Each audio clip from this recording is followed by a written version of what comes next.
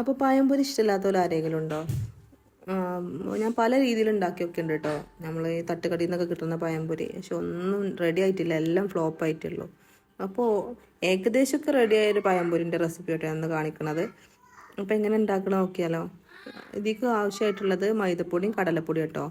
നമ്മൾ എത്രയാണോ കടലപ്പൊടി എടുക്കണത് അത്രയും, നമ്മൾ എത്ര പഴം എടുക്കണം അതിനനുസരിച്ചുള്ള മാവ് എടുക്കുക കേട്ടോ. ഞാൻ 3 സ്പൂണ് മൈദപ്പൊടി 3 സ്പൂണ് കടലപ്പൊടി ഇട്ട് എടുത്തിട്ടുള്ളത്. മൈദപ്പൊടിയും കടലപ്പൊടിയും നമ്മൾ സെയിം അളവിലെടുത്തിട്ട് പിന്നെ അതിലേക്ക് ചേർത്ത് കൊടുക്കുന്നത് ഈ മാവ്ക്ക് ആവശ്യമായിട്ടുള്ള ഉപ്പാട്ടോ ചേർക്കണത്. അപ്പോൾ മാവ്ക്ക് ആവശ്യമായിട്ടുള്ള ഉപ്പ് ചേർത്ത് കൊടുത്തിട്ടുണ്ട് കേട്ടോ. പിന്നെ അതിലേക്ക് കുറച്ച് പാകത്തിന് വെള്ളം ചേർത്ത് കണ്ടത് നല്ലോണം മിക്സ് ചെയ്യാൻ കേട്ടോ. കുറച്ച് സോഡാപ്പൊടിയും ചേർക്കുന്നുണ്ട്. ഇപ്പം തന്നെ ലാസ്റ്റ് ചേർത്താൽ മതി, ഞാൻ ഫസ്റ്റ് തന്നെ ചേർത്ത് കൊടുത്തിട്ടുണ്ട് കേട്ടോ.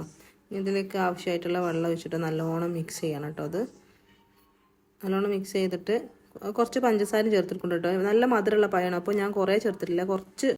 ഞാൻ ഇതിലേക്ക് 1 സ്പൂണ് പഞ്ചസാര ഇട്ടോ ചേർത്തിട്ടുള്ളത്. ഇനി മാവും പഞ്ചസാരയും ഉപ്പും എല്ലാം കൂടി കൂട്ടിയിട്ട് നല്ല വെള്ളം ഒഴിച്ചത് നല്ലോണം ഇളക്കി യോജിപ്പിക്കണം കേട്ടോ. ഞാൻ ബിസ്കറ്റ് വെച്ചിട്ട് ആദ്യം ചെയ്തു, പിന്നെ എനിക്കത് ഒരു കംഫർട്ടബിൾ ആയില്ല, അപ്പോൾ വീണ്ടും കൈ എടുത്തിട്ടെല്ലാം മിക്സ് ആക്കി കൊടുത്തിട്ടോ.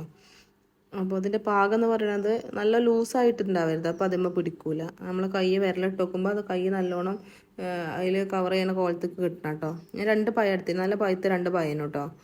അപ്പോൾ 2 പഴം വെച്ചിട്ടാണ് അയക്കണ മാവ്, അത്രയും അത് കറക്റ്റായിരുന്നു കേട്ടോ. ഇനി അതൊക്കെ കട്ട് ചെയ്ത് കണ്ട് വെച്ചു. പിന്നെ അപ്പോൾ നമുക്ക് ഫ്രൈ ആയിക്കോട്ടെ. ഇനി ഉണ്ടാക്കാൻ ആവശ്യമായിട്ടുള്ള ഓയിൽ ഒഴിച്ചെടുത്തു. ഇനി അതിലേക്ക് നമ്മൾ ഓരോ പഴങ്ങൾ അതിൽ മാവിൽ ഡിപ്പ് ചെയ്തിട്ട് ഇട്ടെടുത്തു കേട്ടോ. അപ്പോൾ നല്ല പെർഫെക്റ്റ് പഴംപൊരിൻ്റെ അതേ ഇതിൽ വന്നിട്ടോ. അപ്പോൾ കണ്ടപ്പോൾ തന്നെ സമാധാനമായി, ഉണ്ടാക്കിയത് റെഡി ആയല്ലോ എന്നുള്ളത്. പിന്നെ അതൊക്കെ തിരിച്ച് മറിച്ചിട്ട് എടുത്തിട്ട് നമ്മൾ ഫ്രൈ ആക്കുക കേട്ടോ. നല്ലോണം ഫ്രൈ, ഈ ഒരു കളറാകുമ്പോൾ തന്നെ കോരി മാറ്റണം ശരിക്ക്. അപ്പോൾ നമ്മൾ കറക്റ്റ് കടയിൽ നിന്ന് വാങ്ങുന്ന അതേപോലെ അതിൻ്റെ ഉള്ളൊക്കെ അതേപോലെ കിട്ടും കേട്ടോ.